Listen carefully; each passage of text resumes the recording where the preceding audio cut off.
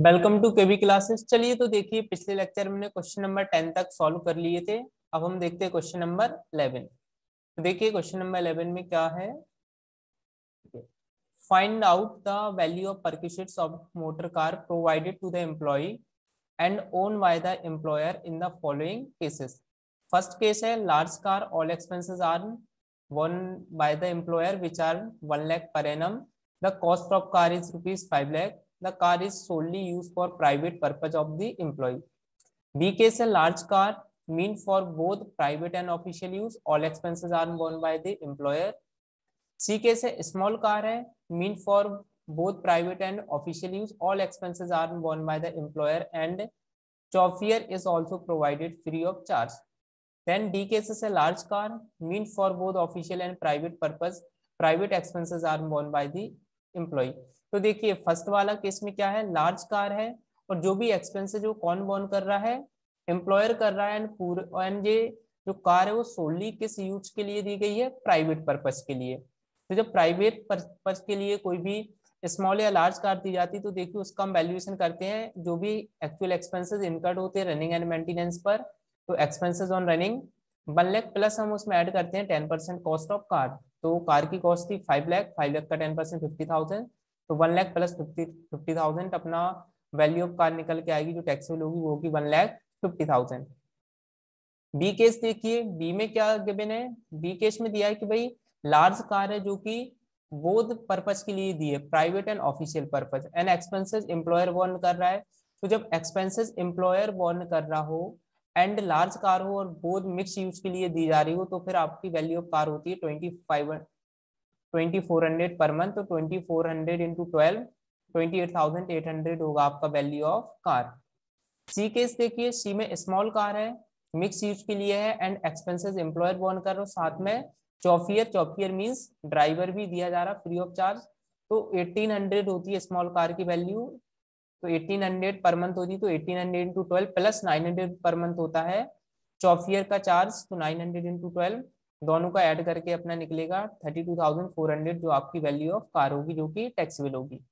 Then D case है कि large car है, मिक्स यूज के लिए दी जा रही है एंड जो एक्सपेंसेस है वो कौन बॉर्न कर रहा है, एम्प्लॉय। तो जब एक्सपेंसेस एम्प्लॉय बॉर्न कर रहा हो तो स्मॉल कार के केस में 600 पर मंथ टैक्सेबल होती है वैल्यू, और लार्ज कार के केस में 900 पर मंथ। तो यहाँ पर लार्ज कार दी गई है, तो 900 इंटू 12 आपकी वैल्यू ऑफ कार होगी 10,800। तो ये चारों केसेस हो गए हैं। हम नेक्स्ट क्वेश्चन करते हैं, क्वेश्चन नंबर 12। देखिए तो 12 नंबर क्वेश्चन में क्या गिवन है। The company has given a housing loan of rupees 5 lakh. Company ने क्या है, एक हाउसिंग लोन दिया है 5 लाख का on 1 October 2020 at the rate 6% interest per annum. The entire loan is outstanding until the end of the financial year. Means पूरी financial year निकल गई एंड लोन का पेमेंट नहीं हुआ है। Determine the taxable amount of interest for the assessment year 21 to 22, assuming that the rate of interest on housing loan charged by the State Bank of India is 10% per annum। तो देखिए जब कोई भी loan employer अपने employ को provide करता है तो उसका जो टैक्सेबल वैल्यू होता है वो हम कैसे कैलकुलेट करेंगे। तो जितना लोन हमें एम्प्लॉयर से रिसीव होता है उस पर जो रेट एम्प्लॉयर चार्ज करता है, ठीक है। तो जितना रेट एम्प्लॉयर ने चार्ज किया हो उसको हम कंपेयर करते हैं एसबीआई के रेट से, means state bank of India के रेट से, एंड देखेंगे कि कितने परसेंट का बेनिफिट हो रहा। तो देखिए एम्प्लॉयर ने कितने परसेंट पर दिया, 6% पर एनम पर, जबकि एसबीआई में उसी का रेट कितना था, 10% पर एनम। तो यहाँ पर बेनिफिट कितना हुआ, 4% का। तो जो 4% होगा वो होगा टैक्सेबल अमाउंट। तो देखिए टैक्सेबल इंटरेस्ट कैसे निकलेगा, 5 लाख का 4%, 20,000 आया, लेकिन 21 डेट को लोन लिया था 1 अक्टूबर को। तो अक्टूबर से 31 मार्च तक कितने मंथ्स होंगे, 6 मंथ।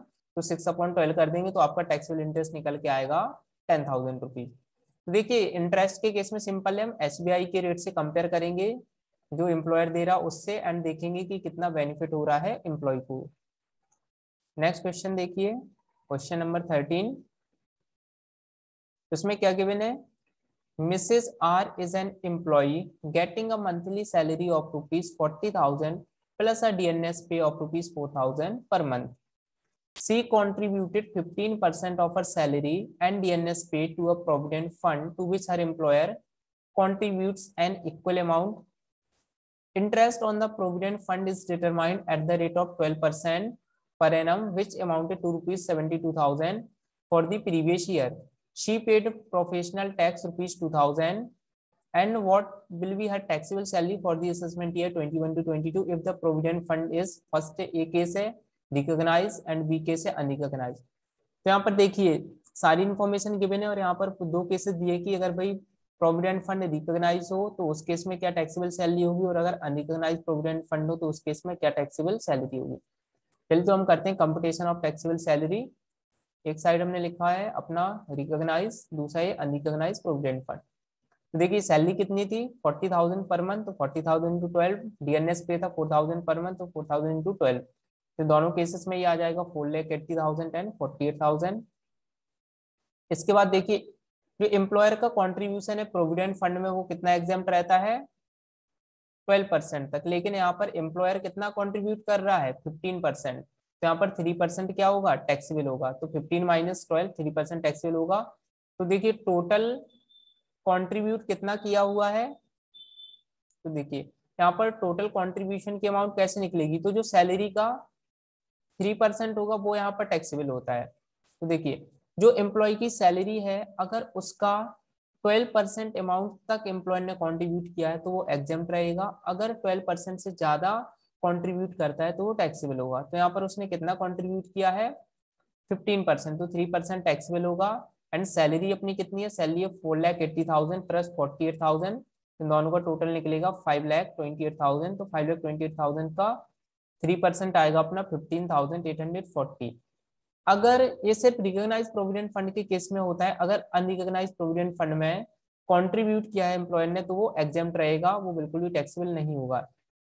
ना ही उस पर जो इंटरेस्ट मिलता है ना वो टैक्सेबल रहता है, वो भी एग्जेम्प्ट रहेगा।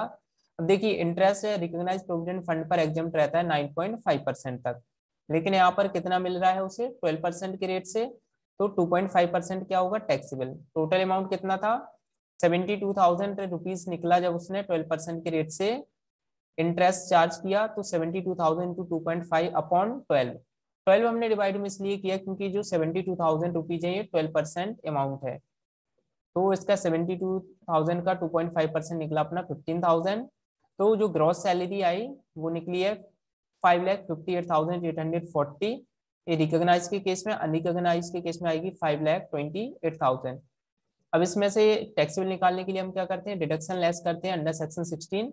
तो देखिए यहाँ पर दो डिडक्शन है, स्टैंडर्ड डिडक्शन तो सभी को मिलता है जो भी सैलरीड पर्सन होते हैं 50,000 का, तो दोनों केसेस में 50 डिडक्ट कर दिया। एंड प्रोफेशनल टैक्स का भी डिडक्शन मिलता है, यहाँ पर 2,000 प्रोफेशनल टैक्स भी डिडक्ट किया जा रहा है, तो वो भी यहाँ पर डिडक्शन मिल जाएगा। तो जो टैक्सेबल सैलरी निकलेगी वो आपकी अनरिकॉग्नाइज के केस में आएगी 4,76,000 एंड रिकॉग्नाइज के केस में आएगी अपनी 5,06,840 रुपीज। तो देखिए दोनों केसेस में टैक्सेबल सैलरी हमने कैलकुलेट कर ली है। चलिए नेक्स्ट क्वेश्चन देखिए, क्वेश्चन नंबर 14। तो देखिए 14 में क्या गिवन है, Suresh is a government employ, Suresh क्या है एक गवर्नमेंट एम्प्लॉय है। ही receive salary of ₹50,000 per month, salary उन्हें रिसीव हो रही 50,000 per month. DNS allowances receive हो रहा है 55,000 per month and entertainment allowances receive हो रहा है 5,000 पर मंथ। यहाँ पर हमें कैलकुलेट करना है amount deductible from entertainment allowances, कि हमें जो एग्जाम्प्ट अमाउंट है एंटरटेनमेंट अलाउंसेस की वो हमें यहाँ पे कैलकुलेट करना है। तो देखिए हम कैसे करेंगे calculation of entertainment allowances.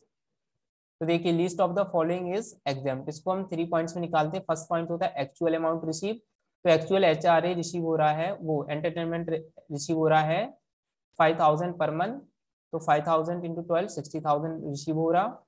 Then दूसरा पॉइंट आता है 20% ऑफ बेसिक सैलरी, तो बेसिक सैलरी थी 50,000 पर मंथ, तो बेसिक सैलरी होगी अपनी 1 ईयर की 6 लाख, 6 लाख का 12% आया 1,20,000। एंड थर्ड अपनी लिमिट होती है वो है 5,000 पर एनम। इन तीनों में से जो भी लीस्ट होगा वो एग्जाम्प्ट अमाउंट होगी, तो तीनों में से लीस्ट है 5,000, तो 5,000 यहाँ पर एग्जाम्प्ट होगा। एंड टैक्सेबल एंटरटेनमेंट अलाउंसेस कैसे निकलेगा, रिसीव हो रहा था 60,000, 60 में से एग्जाम्प्ट कितना है 5,000 एग्जाम्प्ट है, तो टैक्सेबल निकल के आएगा 55,000 रुपीज। तो आई होप आपको ये तीनों क्वेश्चन ही अच्छे से क्लियर हो गए होंगे। आगे के अब जो क्वेश्चन है वो हम नेक्स्ट लेक्चर में सॉल्व करेंगे। तो नेक्स्ट लेक्चर देखने के लिए हमारे चैनल को लाइक शेयर एंड सब्सक्राइब करें। Thank you.